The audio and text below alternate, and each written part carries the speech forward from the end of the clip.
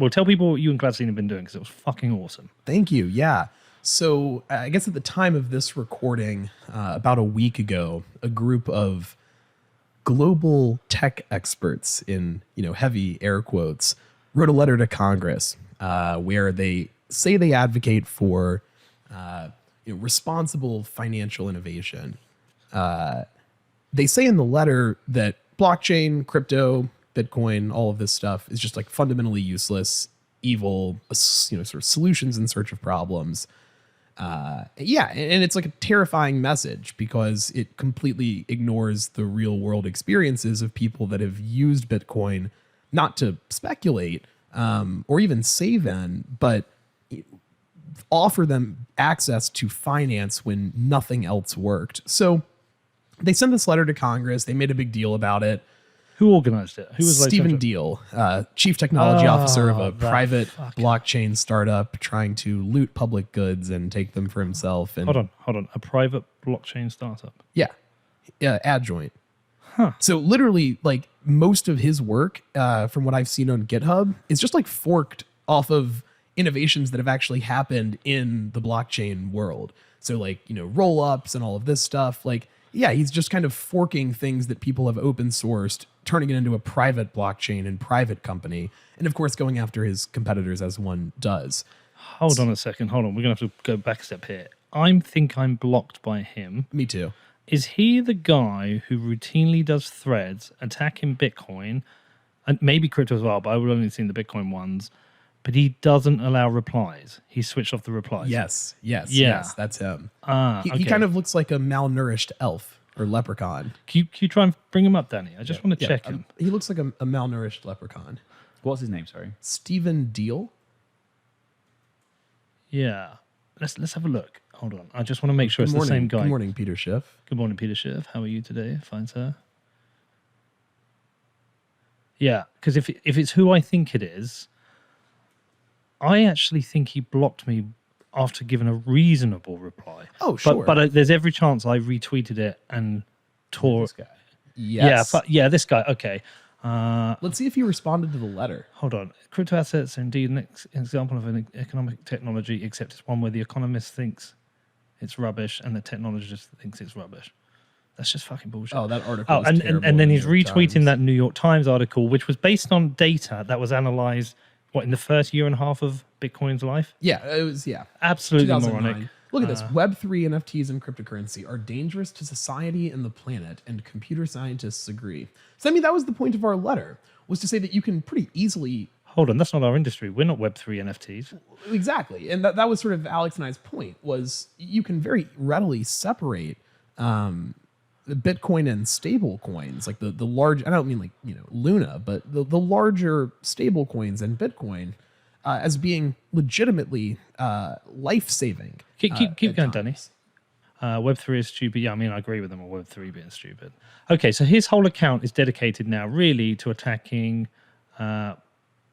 Bitcoin, crypto, NFT, yada, yada. But he's part of a private blockchain group. So he's building something based on the fundamentals of one of Satoshi's innovations. Yeah.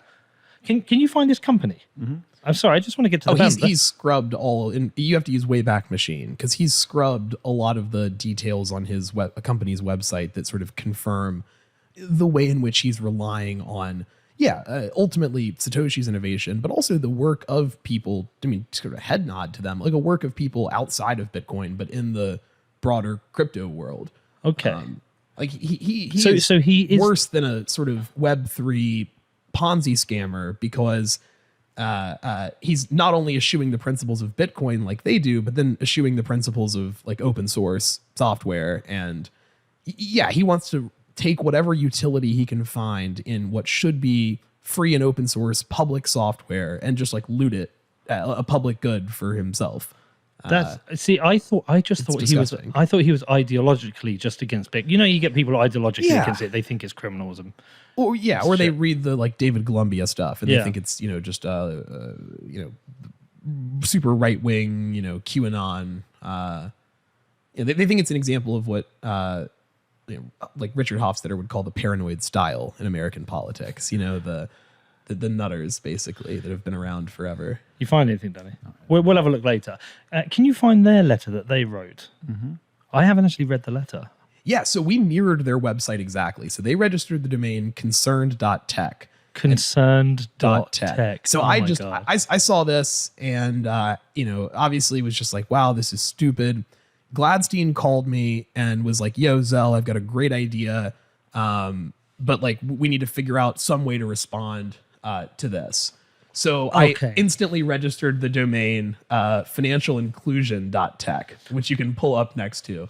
So they've got... Let's just read this. 1 second. Danny, can you scroll to the top? We're concerned.tech. Okay, so it's got some quotes. Crypto bosses flex political muscle. Tech experts urge Washington resist, blah, blah, blah. If you're a concerned computer scientist, technologist, or developer and think that the status quo on crypto assets is not sustainable, well, part of that I actually agree with. Please join the growing voice in the community that stands for responsible financial innovation by signing the letter. Okay, this is where it frustrates me because I would rather have Bitcoin and crypto separated because I think some of crypto is unsustainable, but I think they're going to be talking about global warming and energy use. And so if you go to new tab and you go to financial... Hold on, Danny, can you click on signing the letter? Is that just sign? Where is the letter? That's the letter right there. Scroll down. The letter is just a Google form. So this is who they send it to. Okay. Dear U.S. Congressional Leadership Committee ranking members, we are 1,500 computer scientists, software engineers, and technologists who have spent decades working in these fields producing innovative and effective products for a variety of applications in the fields of database and blah, blah, blah, blah. We strongly disagree with the narrative peddled by those with a financial stake in the crypto asset industry that these technologies represent a positive financial innovation in a way any suited to solving the financial problems facing ordinary Americans. Blah, blah, blah. Keep scrolling, man. Have they got any blockchain technology? Have they done anything on like sustainability, energy use? They Here we that. go. Here. Speculation, massive. Oh, right. Here we go. Other significant externalities include threats to national security through money laundering and ransomware attacks, financial stability risk from high price volatility, speculation and susceptibility to run risk, massive climate emissions from the proof of work technology utilized by some of the most widely traded crypto asset and investment.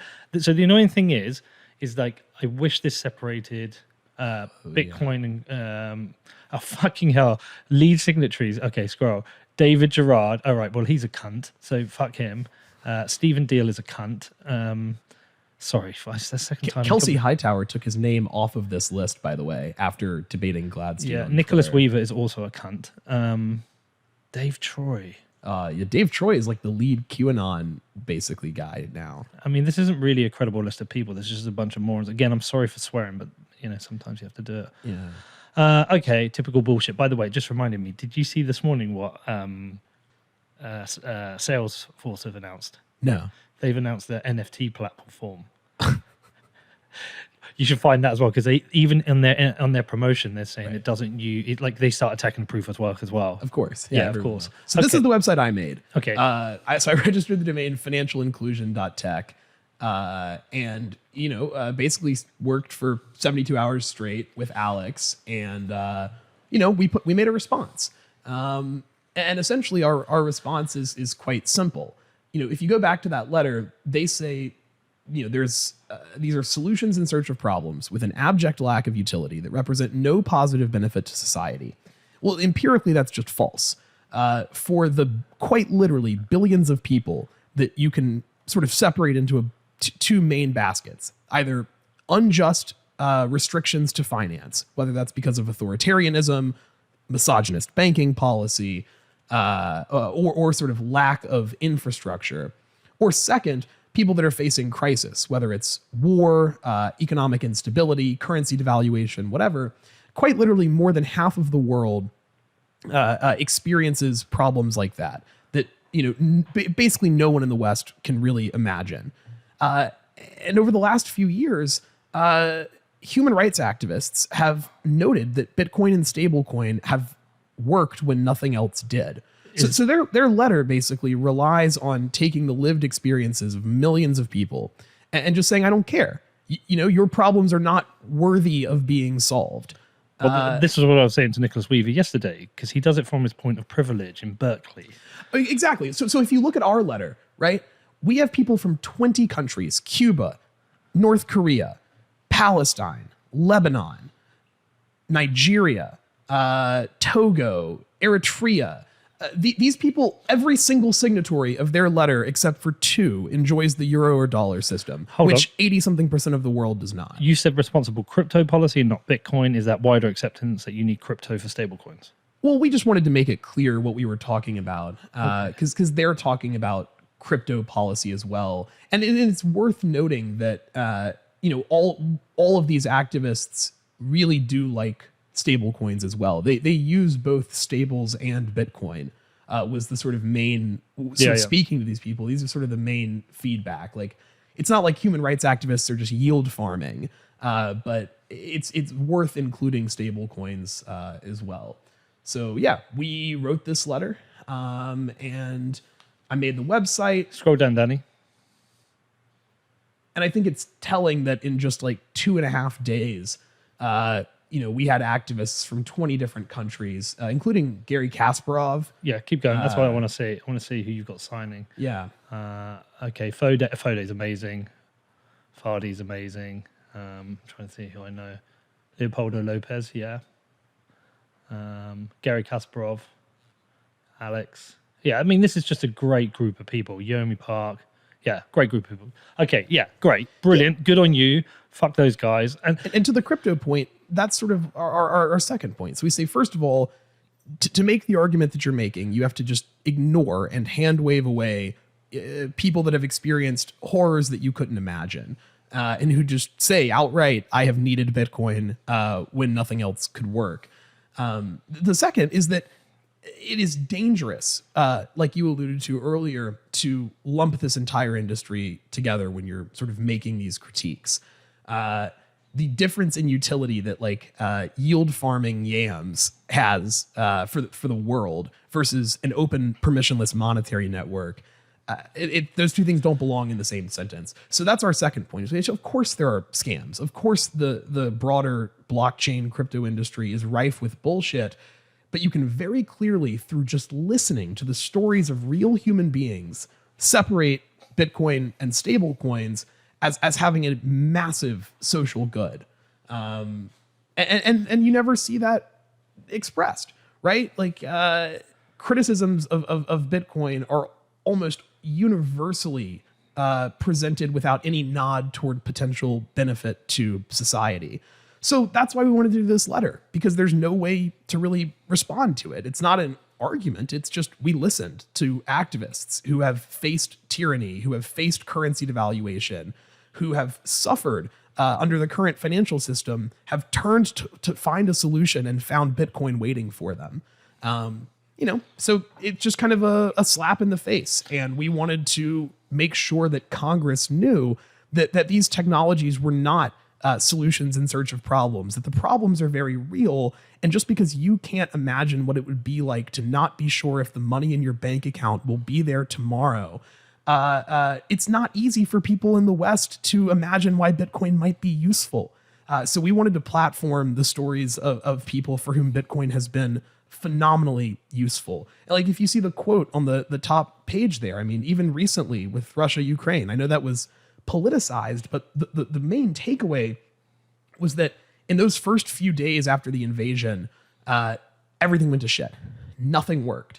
And so you get the president of a large human rights organization in Ukraine, who's one of the first signatories of this letter, because she said, we had to use this stuff. And she literally says that Bitcoin, she credits Bitcoin with saving the lives of her friends. If that's an abject lack of utility, then I don't know what to tell you. Like, you're probably just a piece of shit if you can read something like that and say that, Bitcoin is an obvious net negative for society.